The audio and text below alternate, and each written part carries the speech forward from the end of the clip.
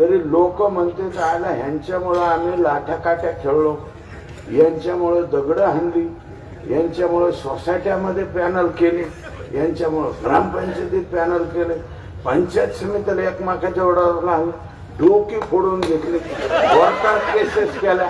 मग तुम्ही दोघं एकत्र झाले, तुम्ही दोघंच एकत्र व्हा, आम्ही चाललो आता तिसऱ्या. आई शपथ असंच होणार आहे परवा. पूर्वीचा काळ वेगळा होता. समजा ते पूर्वीचे पाटील आमदार होते ना, एक समजा आम्ही त्यांचं पोस्टर बघायचो बघा, इथले गणपतराव पाटील, त्यांचं एकट्यांचं पोस्टर वगैरे असेल.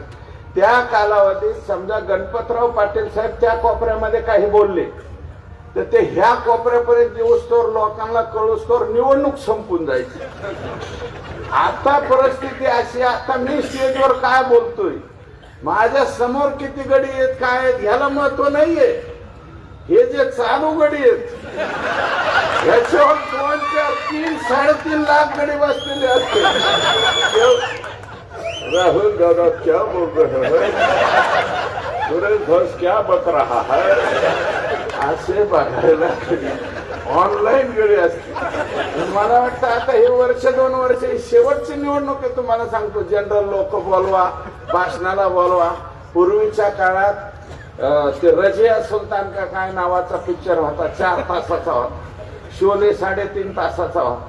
ते जुने पिक्चर बघायचे लोक. आता लोकांना 1.25 तासाच्या वरचा पिक्चर बघायची सवय राहिलेली नाही.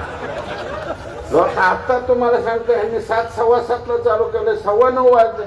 2 तास लोकांना बसून ठेवलं. आपण बसले ती तरी मेहरबानी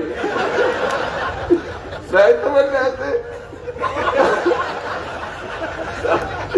आता पूर्वीसारखं मांडी घालून बसायचं नाही, त्याच्यामुळे याची काही गरज नाही. आहे तीच खुर्चीवर बसलेले, उठले की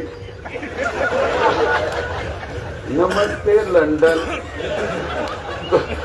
2029 ला शपथ लोक मानणार आहे. तुझं काय ते भाषण पुकार, फेसबुक व्हॉट्सअपवर टाक,